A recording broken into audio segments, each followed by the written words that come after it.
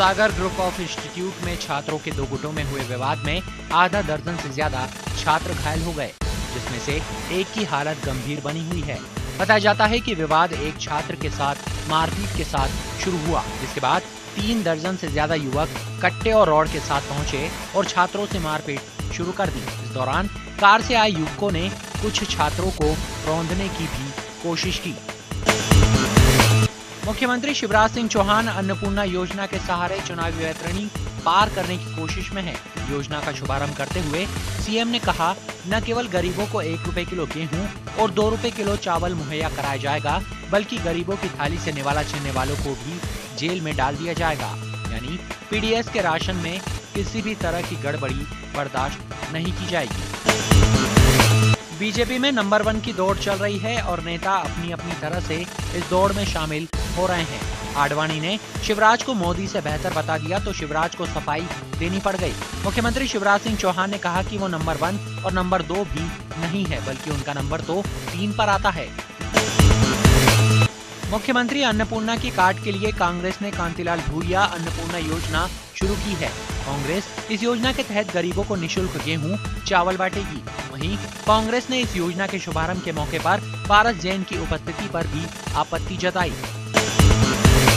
खाद्य मंत्री पारस जैन पर भ्रष्टाचार का आरोप लगाते हुए कांग्रेस ने उनका मंगलवारा चौराहे पर पुतला भी फूका। कांग्रेस की माने तो पारस जैन पर पहले से भ्रष्टाचार के मामले दर्ज हैं और अन्नपूर्णा योजना कार्यक्रम के दौरान उन्हें मंच पर बैठाया गया।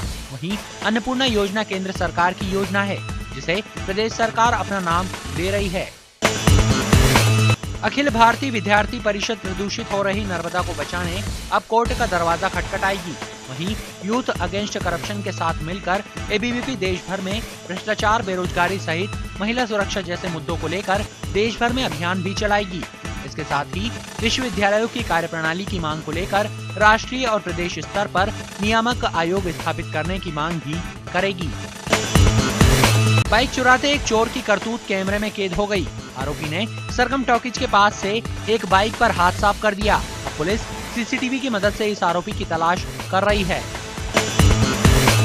केरल में मानसून की दस्तक के बाद राजधानी भोपाल में समय पर मानसून आने के संकेत मिल रहे हैं। संभावना जताई जा रही है कि मानसून तय तिथि से 15 से 20 जून तक राजधानी पहुंच सकता है। वहीं अरब सागर से आ रही नमी के कारण आसमान में कहीं कहीं बादल छाए हुए हैं, जिससे गर्मी से मामूली राहत मिली है। रेलवे यात्रियों को भोपाल बीना के मध्य सफर करने में तकलीफों का सामना करना पड़ सकता है। दरअसल हबीबगंज बीना के बीच बिछाई गई तीसरी रेलवे लाइन पर इंटरलॉकिंग का काम करीब 1 सप्ताह के भीतर शुरू होने जा रहा है, जिसके लिए रेलवे ब्लॉक लेगा। ब्लॉक के दौरान बीना भोपाल के मध्य चलने वाली ट्रेन देरी से चलेगी। वहीं रेलवे ने कई पैसेंजर ट्रेनों को निरस्त करने का प्लान भी तैयार किया है। माधवराव सप्रे संग्रहालय में आयोजित समारोह में राज्य स्तरीय कई वरिष्ठ पत्रकारों का सम्मान किया गया।